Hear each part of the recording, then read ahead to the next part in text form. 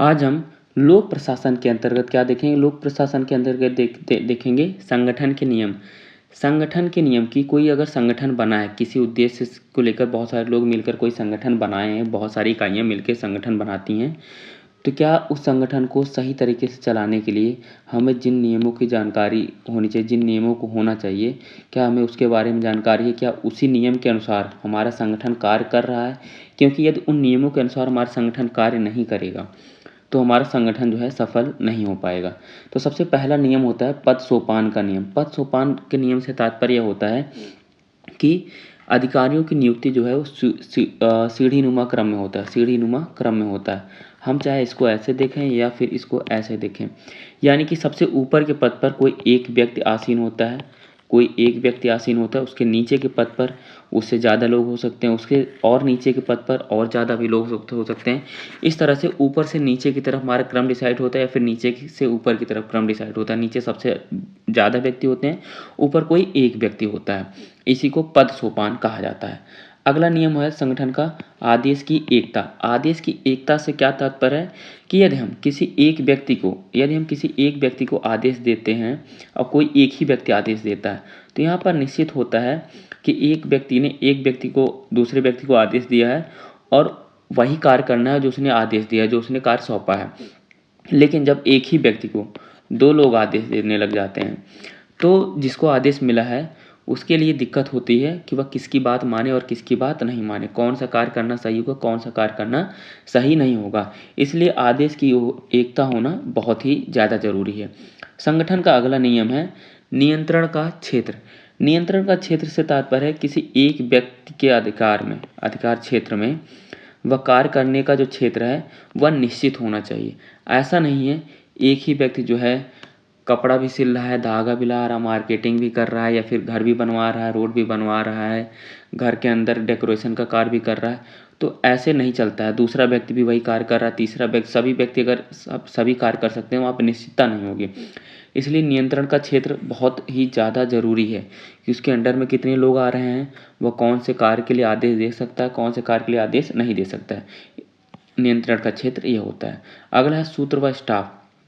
सूत्र व स्टाफ से तात्पर्य है सूत्र का कार्य प्राथमिक होता है, स्टाफ का कार्य द्वितीयक होता है। सूत्र के पास कुछ शक्तियाँ होती हैं, स्टाफ के पास जो है शक्तियाँ नहीं होती।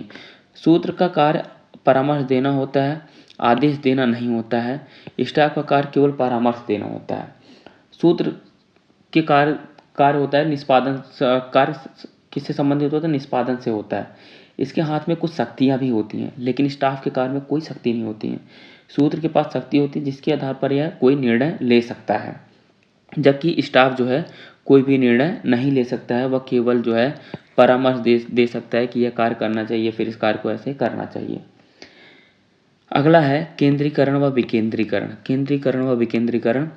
केंद्रीकरण से तात्पर्य है जब जो भी कार्य किए जा रहे हैं, जो भी निर्णय लिए जा रहे हैं वो किसी एक ही व्यक्ति के द्वारा लिए जा रहे हैं, सारी शक्तियाँ किसी एक व्यक्ति में निहित हैं, तो उसको कहा जाता है केंद्रीकरण। लेकिन विकेंद्रीकरण किसको कहते हैं? विकेंद्रीकरण का तात्पर्य है बहुत सारे लोग अपना अलग अलग निर्णय ले सकते हैं किसी कार्य को लेकर, इसको विकेंद्रीकरण कहा जाता है। संगठन में जब एक व्यक्ति का प्रभुत्व होता है उसको केंद्रीकरण, जब अनेक व्यक्तियों का प्रभुत्व होता है तो उसको विकेंद्रीकरण कहते हैं।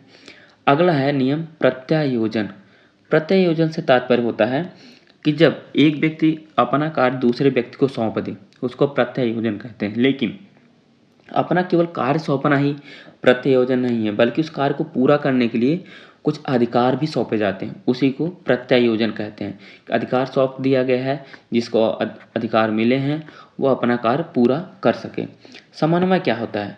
एक संगठन बहुत सारे लोगों से मिलकर बना होता है, बहुत सारे लोगों से मिलकर बना होता है, बहुत सारी इकाइयों से मिलकर बना होता है। उन्हीं इकाइयों के मध्य अच्छे संबंध स्थापित हैं, वे एक दूसरे से सुचारू रूप से जुड़े हैं, उसी को समन्वय कहते हैं, उसी को जो है समन्वय कहते हैं। पर्यवेक्षण। पर्यवेक्षण क्या होता है कि हमने किसी को कार्य सौंपा, अब निरीक्षण करना है वह व्यक्ति वह कार्य कर पाया है या फिर कार्य नहीं कर पाया, वही जो है पर्यवेक्षण कर पाया। कोई किसी को उत्साहित करना है, वो भी पर्यवेक्षण के अंतर्गत ही आता है। सबसे आखिरी नियम है प्राधिकार व जवाबदेही। यह महत्वपूर्ण हो जाता है। जवाबदेही एक संगठन को महत्वपूर्ण बनाती है। जब हमारी जवाबदेही दूसरे अपने से बड़े अधिकारी या फिर दूसरे व्यक्ति के प्रति होती है तो हम अपना कार्य सुचारू रूप से करते हैं। यदि हमारी जवाबदेही किसी के प्रति नहीं है तो हम अपना कार्य सही से करेंगे या नहीं करेंगे उससे कोई फ़र्क नहीं पड़ता, क्योंकि हमें पता है हमें किसी को जवाब नहीं देना है।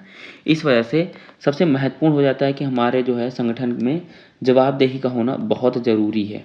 जवाबदेही का होना बहुत ज़रूरी। इस प्रकार संगठन के नियम संगठन को सुचारू रूप से चलाने के लिए महत्वपूर्ण नियम है। पद सोपान, आदेश की एकता, नियंत्रण का क्षेत्र, सूत्र व स्टाफ, केंद्रीकरण विकेंद्रीकरण, प्रत्यायोजन, समन्वय, पर्यवेक्षण, अधिकार और प्राधिकार और जवाबदेही। यह है संगठन के नियम।